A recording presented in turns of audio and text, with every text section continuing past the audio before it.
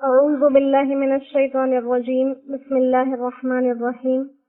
سورہ عبس 42 آیات ہیں اور سورہ مبارکہ نازل اس لیے ہوئی تھی کہ ایک مرتبہ آپ صلی اللہ علیہ وآلہ وسلم مشرکین کے کچھ سرداروں کے ساتھ بیٹھ کر ان سے دین کے بارے میں بات کر رہے تھے، جن میں یہ بڑے بڑے مشرکین کے سردار تھے: ابو جہل، عتبہ بن ربیعہ، ابی بن خلف، امیہ بن خلف، شیبہ وغیرہ۔ ان کو دین کے بارے میں سمجھا رہے تھے اور وہ لوگ بیٹھ کر بات سن رہے تھے کہ اتنے میں ایک نابینا صحابی جن کا نام عبداللہ ابن ام مکتوم، میم کاف تا واو میم مکتوم، وہ تشریف لائے، اور چونکہ نابینا تھے وہ دیکھ نہیں سکے کہ آپ کے ساتھ کون لوگ بیٹھے ہیں، لہذا انہوں نے آپ سے کچھ پوچھا۔ آپ کو ان کا اس طرح سے بات کے درمیان آ کر ٹوکنا ناگوار ہوا، آپ نے ان کی طرف توجہ نہیں کی، اور چونکہ آپ صلی اللہ علیہ وآلہ وسلم اس وقت مکہ کے کفار کے سردار کو سمجھانے میں مصروف تھے، اور آپ کو یہ دل کے اندر یہ خیال تھا کہ اگر یہ کافر جو سردار ہیں یہ میری بات مان جائیں تو ان کی وجہ سے بہت سے قبائل،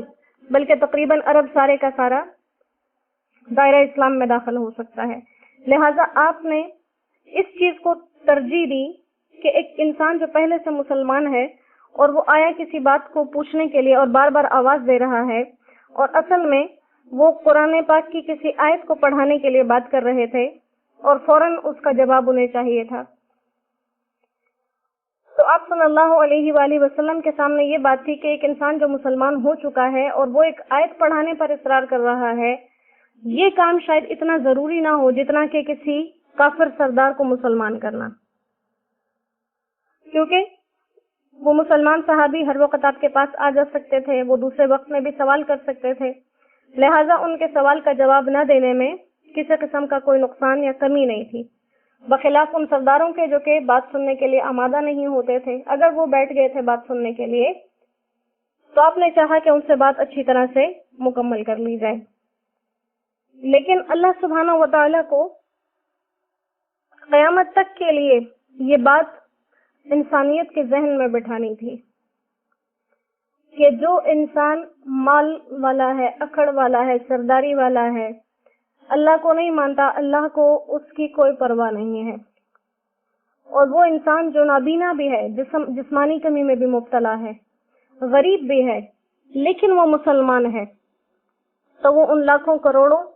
بلکہ ساری دنیا اگر کافروں سے بھر جائے اور ایک مسلمان جو دیکھنے میں بھی کمزور ہو، جو مالی لحاظ سے بھی کمزور ہو، جو ہر لحاظ سے کمزور ہو، وہ ساری کافر دنیا ایک مسلمان کے قدموں کی خاک کے برابر بھی نہیں۔ اور فرق کیا ہے؟ کیونکہ مسلمان اللہ کو ماننے والا، کافر اللہ کا انکار کرنے والا، مسلمان اللہ کے نبی کو نبی ماننے والا، اور کافر اللہ کے نبی کی نبوت سے انکار کرنے والا۔ لہذا اللہ سبحانہ و تعالیٰ نے جیسے ہی وہ سردار وہاں سے اٹھے، آپ صلی اللہ علیہ وآلہ وسلم پر وحی کے آثار شروع ہوئے، اور جب وحی کے آثار شروع ہوئے اللہ سبحانہ و تعالیٰ نے سورہ عبس کی آیات نازل فرمائی، اور کیا شان کریمی ہے اس پروردگار کی کہ جو کسی نابینا انسان کے دل میں آئی ہوئی تکلیف کو تکلیف نہ رہنے دے۔ تو ہم کیسے یہ بات سوچ سکتے ہیں کہ ہم اللہ سے لو لگائیں گے وہ ہمیں اکیلا چھوڑ دے گا؟ وہ تو بن مانگے دل کے اندر آئی ہوئی باتوں کو بھی جانچ کر ان پر فیصلے کر دیتا ہے، اور ایسے فیصلے کرتا ہے کہ قیامت تک کے لیے کلام پاک کے اندر وہ پڑھے جاتے ہیں۔ تو یہ مضمون ہے سورہ مبارکہ کا، اللہ سبحانہ و تعالی مومن کی اور ایمان کی اس میں قیمت بتا رہے ہیں۔ اللہ سبحانہ و تعالی ہمیں بھی ایسا قیمتی بنا دے۔ بسم اللہ الرحمن الرحیم۔ عبسہ، تیوری چڑھائی، ماتھے پہ جو بل ڈالتے ہیں اس کو تیوری چڑھانا کہتے ہیں، تیوری چڑھائی، وتولی، اور منہ موڑا، ان جاءہ، یہ کہ آیا اس کے پاس سے مراد آپ صلی اللہ علیہ وآلہ وسلم کی ذات، الاعمى، ایک نابینا، وما یدریکا، اور آپ کو کیا خبر، لعلہ یزکا، شاید کہ وہ سنورتا، او یذکروا، یا وہ سوچتا، فتنفعہ الذکر، تو کام آتا اس کو سمجھانا، یا آپ اسے نصیحت کرتے تو وہ اس نصیحت سے فائدہ اٹھا لیتا،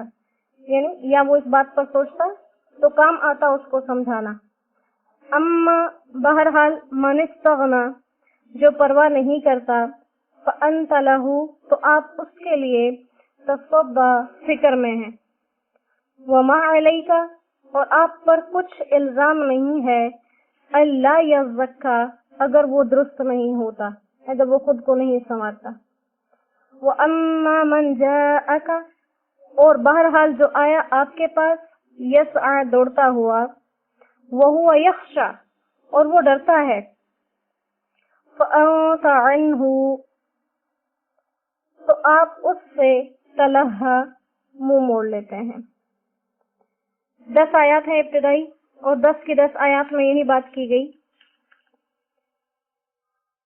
آپ کو تنبیہ کی گئی، اور تنبیہ کے اندر بھی لفظ استعمال کیا کہ عبس وتولی، کہ اپنے چہرے سے ناگواری کا اظہار کیا اور چہرے کا رخ پھیر لیا۔ اب یہ کام آپ صلی اللہ علیہ وآلہ وسلم نے کیا تھا، لیکن اللہ نے آپ سے یوں نہیں کہا کہ اے میرے نبی آپ نے منہ موڑا، بلکہ غائب کے لفظ استعمال کیے کہ عبسا، اس شخص نے منہ پھیر لیا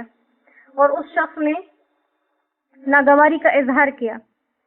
لہذا آپ صلی اللہ علیہ وآلہ وسلم کو جب تنبیہ کی گئی تب بھی اللہ سبحانہ و تعالیٰ نے آپ کا اکرام رکھا ہے اور غیب کے صیغے کو اختیار کیا، جیسے کہ یہ کام کسی اور نے کیا ہو، اور بتانا آپ کو مقصد ہو کہ یہ کام کرنا نہیں چاہیے،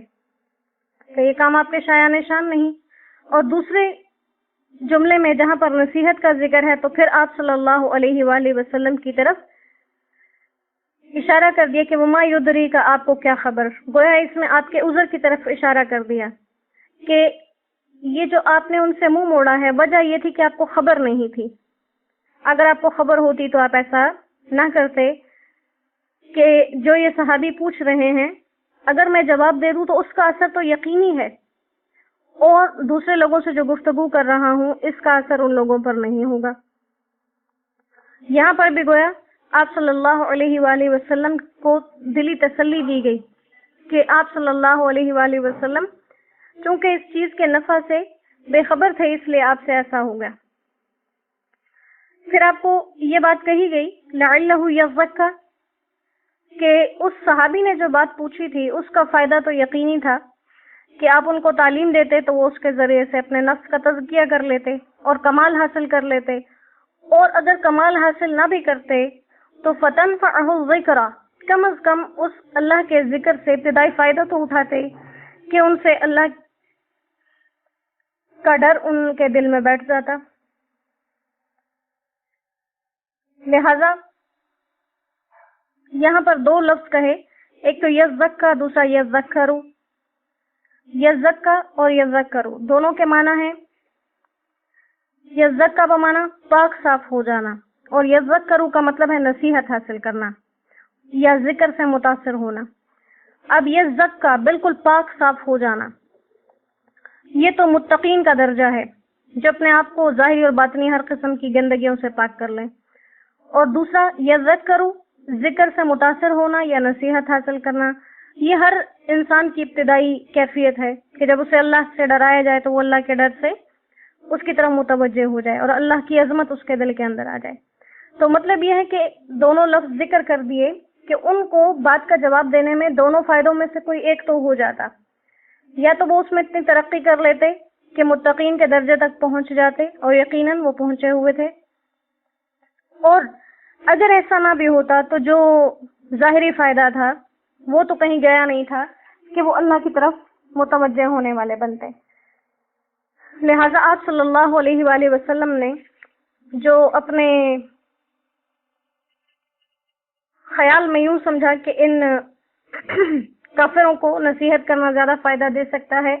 تو وہ خیال درست نہیں، کیونکہ وہ آپ کی بات سننے اس لیے نہیں بیٹھے کہ وہ دین پر عمل کرنا چاہتے ہیں، بلکہ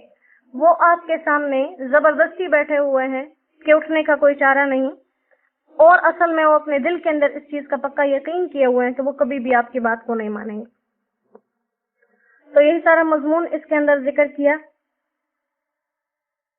کہ اما من استغنا، جو پرواہ نہیں کرتے، آپ کو ان کی فکر ہے۔ تو یہاں سے وہ کافر لوگ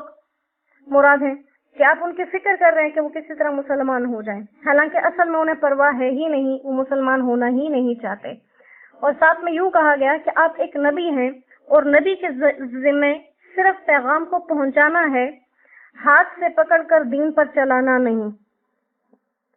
وما علیک، آپ پر کچھ الزام نہیں اگر وہ درست راستے پر نہیں آتے۔ تو یہاں پر بھی صرف آپ صلی اللہ علیہ وآلہ وسلم کو ہی نہیں، بلکہ تمام امت مسلمہ کو اور دین کے کام کرنے والے تمام لوگوں کو یہ بات کہی گئی کہ کسی بھی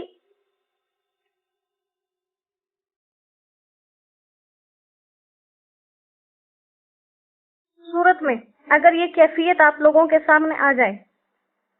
جیسے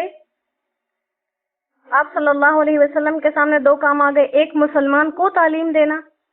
اور اس کی دل جوئی کرنا، اور دوسرا غیر مسلموں کی ہدایت کے لیے توجہ کرنا، تو قرآن کریم نے واضح کر دیا کہ ان دونوں میں سے پہلا کام کیا ہوگا؟ مسلمان کو تعلیم دینا۔ اور دوسری، اس میں ایک دوسری یہ بڑی ہدایت دی گئی کہ جو لوگ دین کی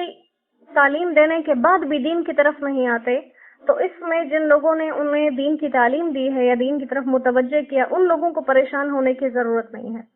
کیونکہ ہدایت کا ذمہ اللہ کے سپرد ہے، وہ جسے چاہتا ہے وہ ہدایت پر لگا دیتا ہے، انسان کے ذمے صرف ان کو نصیحت کرنا ہے۔ لہذا اس چیز کو اپنے اوپر سوار نہ کر لیں کہ ہم لوگوں کو سمجھا رہے ہیں، لوگ سمجھ نہیں رہے۔ انسان کے ذمے صرف سمجھانا ہے۔ جیسے دوسری جگہ تو قرآن پاک کی آیت میں یہ بات ذکر کی گئی کہ آپ ان پر نگران بنا کر نہیں بھیجے گئے کہ ہاتھ سے پکڑ پکڑ کر دائرہ اسلام میں داخل کرتے جائیں یا لوگوں کو نیک اعمال پر لگاتے جائیں۔ آپ کے ذمے صرف پہنچانا ہے، اور یہی پہنچانا آپ کا کافی ہے۔ تو یہاں پر اسی چیز کو ذکر کیا۔ پھر دوبارہ اما من جاءک یسعی، جو آپ کے پاس دوڑتا ہوا آیا، عبداللہ ابن ام مکتوم مراد ہیں، اور وہ اللہ سے ڈرتے تھے، آپ نے ان سے غفلت برتی، آپ نے ان کو توجہ نہیں دی۔ تو اسی چیز کو بار بار اللہ سبحانہ و تعالی نے دہرایا تاکہ ہر انسان کے دل میں یہ اہمیت بیٹھ جائے کہ اللہ کے سامنے قیمت ایمان والوں کی لگتی ہے، مال والوں کی نہیں لگتی، اور اللہ کے نزدیک اعمال تلتے ہیں، مال نہیں تلتے۔ اللہ کو دین پسند ہے، دنیا پسند نہیں ہے۔ تو یہ چیزیں اللہ ہمارے دل میں اور ذہن میں بھی بٹھا دیں کہ ہم ان آیات کے مطابق، ان احکامات کے مطابق عمل کرنے والے اور اپنی زندگیاں گزارنے والے بن جائیں۔ وما علینا الا البلاغ، وآخر دعوانا ان الحمد للہ رب العالمین۔ السلام علیکم ورحمۃ اللہ وبرکاتہ۔